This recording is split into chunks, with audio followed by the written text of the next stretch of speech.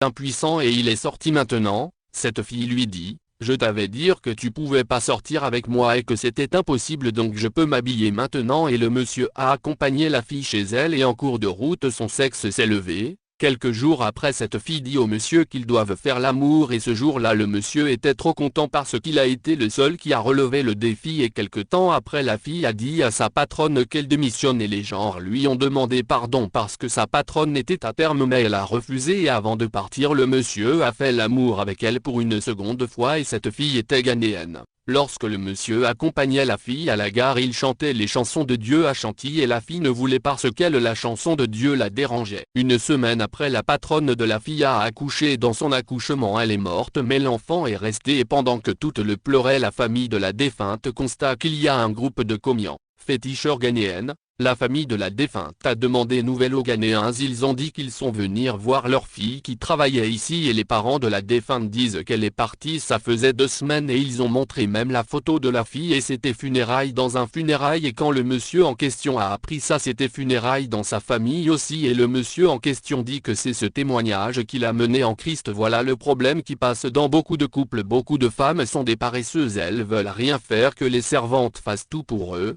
C'est la servante qui va laver les habits du monsieur et même ses dessous, les repas et quand tu refuses de faire l'amour ton mari dis-toi qu'il une seconde qui dans ta maison qui est la servante et les servantes compliquent plusieurs couples et la vie de leurs enfants, la nourriture de ton mari c'est toi seul qui le fais, n'importe qui ne rentre pas dans votre chambre conjugale. J'ai reçu une femme dans mon magasin, dans notre causerie, elle me disait Congolais presque tout le monde de l'Afrique de l'Ouest vit dans l'eau quand vous dormez nous tous. Garçons comme femmes se retrouvent sous l'eau chez Mami Wata et notre mission garçons comme femmes c'est de faire l'amour avec les hommes et les femmes dans le but d'envoûter les gens pour qu'ils soient sous nos contrôles. Elle dit qu'ils se divertissent chez Mami Wata. Mais Congolais ce que je peux sous l'eau il y a toujours bagarre et je lui demandais avec qui elle me dit avec des chrétiens et quand vous dites j'envoie le feu du Saint-Esprit ça tuer le feu est réel. C'est ça qui est à la base du meurtre dans le sommeil en Afrique de l'Ouest. Plusieurs personnes disent que, la fille là facile ou l'homme là est facile ils ne sont pas faciles c'est toi-même qui est facile eux ils sont en train d'accomplir ce qu'ils ont à faire dans ta vie. Presque tous ceux qui ont rendu les témoignages sont des chrétiens et ils ont envahi l'église et les champions de dire ne jugez point pendant qu'ils se servent du mot pour qu'on ne dévoile pas. Si un pasteur ou bien un homme qui détruit l'église par le faux enseignement et que toi tu as la connaissance qu'il est en train de détruire l'église et tu fermes ta bouche parce qu'on dit ne jugez point dis-toi que le jour Dieu va frapper le faux pasteur il va te frapper aussi parce que tu as eu la connaissance mais tu n'as pas parlé ce témoignage que je vous rends est une réalité que j'ai vécue dans mon lieu de travail à Abidjan en Côte d'Ivoire.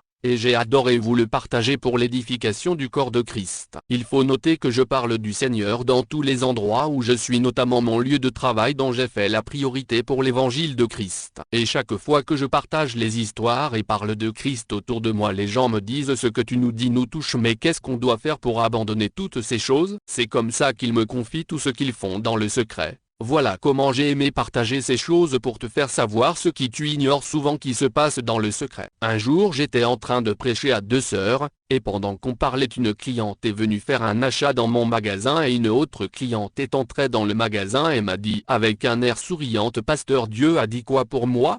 Et quand je suis resté seul avec la cliente qui venait d'arriver, tout à coup je vois une bague en fer sur son doigt que je vois beaucoup sur les doigts des musulmans. Bague de protection. Je lui ai posé la question de savoir à quoi sert cette bague qui est sur ton doigt. Et elle me répondit, cette bague est une longue histoire cette bague est une bague de protection car ma grand-mère paternelle a failli me tuer. Cette dernière a son père en France qui lui envoie de l'argent tout le temps. Mais à un moment donné il lui a proposé de passer voir sa grand-mère qui gérait les biens de son père ici au pays pour passer prendre de l'argent avec elle pour ses besoins tout le temps qu'elle voudra. Dans les premiers mois, sa grand-mère lui a donné 15 000 FECFA malgré tout l'argent qu'elle encaissant, ce qui n'a pas plu à la fille qui l'a dit à son père et le père qui s'est disputé avec la grand-mère. C'est depuis ce jour que la grand-mère a décidé de tuer la fille dans la sorcellerie. Quand la fille se trouve au salon elle voyait plusieurs serpents qui venaient lui parler et leur répondaient en faisant le même geste comme les serpents. Elle a raconté ça à son copain qui était béninois et le copain à son tour exposait l'affaire à son père qui adore le vaudou. Le père de son copain est allé voir la mère de la fille pour lui dire que le vaudou a besoin de la fille.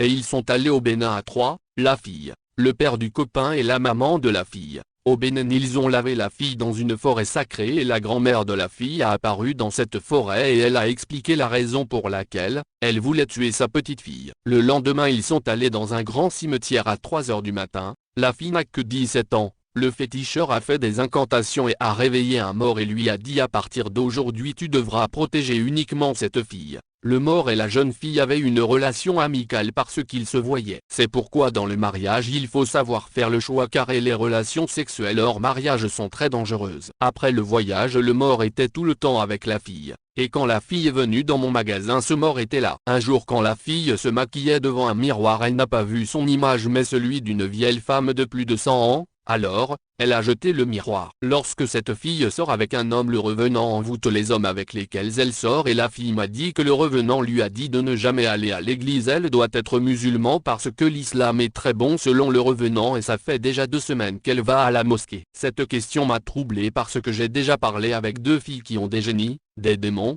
Et ces génies en question ont dit aux filles de ne jamais mettre les pieds à l'église. C'est alors que je me suis posé la question de savoir qui était vraiment Allah. Si Allah est le Dieu d'Abraham pourquoi on ne trouve pas le nom dont Abraham a appelé son Dieu dans le Coran, Jéhovah. Allah signifie Dieu en français, God en anglais chaque Dieu a un nom qui le différencie des autres dieux, même le Dieu d'Abraham avait un nom. 2. Si l'islam est une religion du Dieu d'Abraham que fait la lune et l'étoile sur les mosquées? Avant les gens adoraient la lune, l'étoile et le soleil, c'était des dieux. 3. Si c'est Mohammed qui a envoyé le Coran, alors d'Abraham à Mohammed quel livre les musulmans doivent utiliser? Parce que le Coran n'existe pas avant Mohammed. 4. Si le Coran interdit les fétiches, alors que fait la pierre noire à la Kaaba? La pierre noire fut parmi les fétiches qui existent à la Kaaba avant Mohammed. 5. Pourquoi quand on fait des recherches sur Mohammed on se renseigne dans la Bible et en Israël? Normalement c'est à la Mecque et à la Kaaba. 6. Pourquoi il n'existe aucun livre avant la venue de Mohammed dans l'islam ancien? Car il y a eu des gens qui ont servi Allah à la Kaaba avant. 7. Pourquoi parmi ceux qui ont servi Allah à la Kaaba personne n'a prophétisé sur la venue de Mohammed? Et cela me poussa à aller voir un imam pour m'éclairer sur toutes mes questions qui me sont venues en tête mais ces réponses ne m'ont pas convaincu. J'ai prié dans une église en Côte d'Ivoire, on eut un séminaire et ce jour-là, la prière et la louange étaient tellement intenses, nous avons senti la présence de Dieu ce jour-là. Le lendemain matin j'étais dans une salle en train de prier seul dans l'église et j'ai vu rentrer 4 personnes avec une fille de 16 ans et Dieu m'a dit d'aller vers eux, et je les ai demandé quel était l'objet de leur visite. C'est alors que la mère de la petite fille de 16 ans a crié, c'est sa tante qui la fatigue. J'ai compris qu'il s'agissait de la sorcellerie. J'ai demandé à sa maman de nous laisser seuls avec sa fille. Alors j'ai posé la question à la fille. Pourquoi ils t'ont frappé hier dans votre confrérie? Et elle m'a dit c'est parce qu'elle a échoué à la mission qu'on lui avait donnée. La confrérie voulait envoûter le pasteur principal de cette église pour qu'il soit à leur contrôle, afin qu'il contrôle son ministère et l'église. Pendant qu'on parlait la fille avait peur de me fixer dans les yeux, elle tremblait. Alors j'ai compris que la fille a commis une erreur, elle est rentrée avec sa sorcellerie dans l'église le matin pendant qu'on parlait. J'ai donc conclu que pendant le séminaire elle a pu rentrer avec sa sorcellerie parce que Dieu n'était pas là le jour du séminaire. Je lui ai posé une question, comment tu as échoué ta mission? Elle m'a répondu pendant la prière du séminaire le pasteur principal devait lui imposer les mains et par là, la confrérie allait entrer en action pour envoûter le pasteur principal. Mais malheureusement c'est un évangéliste qui lui a imposé les mains et la mission n'a pas abouti. C'est à cause de cet échec qu'ils l'ont frappé cette nuit et l'ont menacé d'accomplir la mission à tout prix. Ce qu'elle a remarqué pendant le séminaire c'est que presque toute l'église était des moutons à ses yeux de sorcellerie et parmi ceux qui étaient dans ce séminaire, plusieurs marchaient tête en bas pied en haut. Pendant qu'on parlait la fille m'a dit que ses amis étaient dans la salle mais n'arrivaient pas à arriver où nous étions parce que tu as invoqué le feu du Saint-Esprit. C'est alors que j'ai compris que nos prières sont toujours réelles. Quand on invoque le feu du Saint-Esprit, ce feu est réel et il agit vraiment dans le monde des ténèbres. Alors j'ai voulu la convaincre d'accepter Jésus et d'abandonner ses pratiques de sorcellerie, mais pendant qu'on parlait elle ne voulait même pas me regarder dans les yeux. Ce témoignage que je vous raconte est une histoire vraie que j'ai vécue en Afrique de l'Ouest. Pendant qu'on parlait le pasteur principal entre et demande, qu'est-ce qui se passe? En voilà dans mon bureau. Quand la fille a vu le pasteur principal elle était en joie comme si elle avait gagné à la loterie. Je l'ai envoyée dans le bureau du pasteur, et j'ai dit au pasteur je reviens t'expliquer ce qui se passe et je suis sorti prendre quelque chose dans un autre bureau. J'ai fait seulement 3 à 2 minutes dans l'autre bureau et quand je rentre dans le bureau du pasteur je vois cette fille les mains levées et le pasteur s'apprêtait à lui imposer les mains. Alors j'étais étonné. J'ai demandé au pasteur, tu es en train de faire quoi?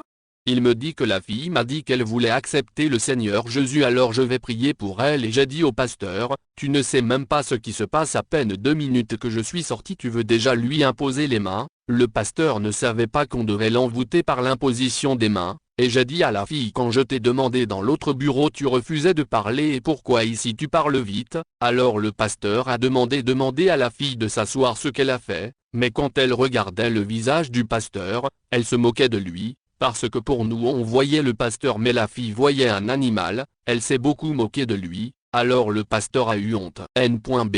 Ce genre de pasteurs sont des pasteurs fabriqués par la théologie. Question: qui a tué Jésus? N'est-ce pas les théologiens, pharisiens, et c'est encore eux qui continuent de détruire l'Église. Pourquoi j'ai donné ce témoignage? Plusieurs chrétiens croient que quand l'Église est remplie ça veut dire que Dieu est dedans. Une église remplie ne signifie pas que cette église appartient à Dieu. Les églises d'aujourd'hui sont devenues comme des boîtes de nuit car on y trouve les pratiques mondaines. L'église actuelle est remplie des sorciers et des gens des ténèbres. Et tous nos prophéties sont focalisées sur la prospérité et on ne prêche que la prospérité pendant que le monde des ténèbres est en train de détruire l'église. Les gens vivent dans le péché. Hier nos prophéties étaient sur la vie des fidèles et les comportements qui n'honorent pas Dieu. On dévoilait la vie de ceux qui vivaient dans le péché et il y avait la crainte de Dieu. Mais aujourd'hui quand tu veux dévoiler les œuvres des ténèbres qui sont dans l'église on te dit ne juge point. Pourtant tu ne sais pas que quand quelqu'un donne de faux enseignements et que toi qui connais la vérité et tu ne dis rien, tu te rends aussi coupable car tu n'es pas différent de celui qui détruit. Ézéchiel 33, 2-8, Apocalypse 2,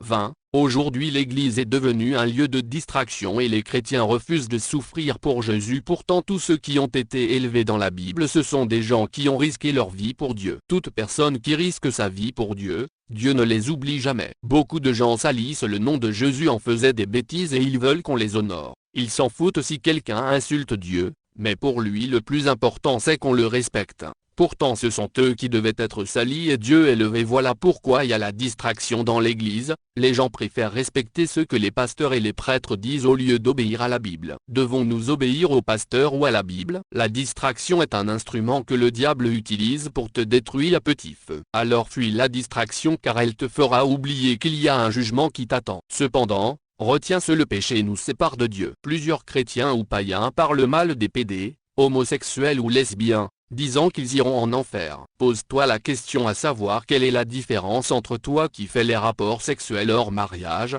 copains et copines, et le pédé dont tu pointes des doigts chaque jour. Quelle différence y a-t-il entre le pédé et toi qui fais l'avortement? Quelle différence entre toi qui as sur le doigt une bague de protection ou qui consulte les féticheurs et les devins et les pédés? Quand tu pointes un doigt sur quelqu'un les 3 autres doigts te préviennent. Avant d'accuser les autres, examine-toi d'abord car tous ceux que j'ai cités ici n'iront pas au paradis quand Jésus reviendra. Ce Jésus que tu refuses aujourd'hui à cause des richesses, de ta beauté te tend la main de peur qu'il ne soit trop tard demain. Si Jésus revient aujourd'hui, beaucoup de pasteurs prêchent du 1 janvier au 31 décembre. C'est lui seul qui fait tout dans l'église. C'est un poison pour l'église, les destructeurs, parce que Jésus a établi 5 ministères dans l'église. Ces ministères doivent être en action dans l'église. Ce sont ce genre de pasteurs qui parlent mal aux fidèles. Quand il est content il dit c'est l'église de Jésus, mais quand il est fâché il dit c'est mon église, va faire pour toi. Ça c'est un langage de loup et non d'un berger, même pas de quelqu'un que Jésus a établi dans son église. J'ai vu plusieurs églises remplies.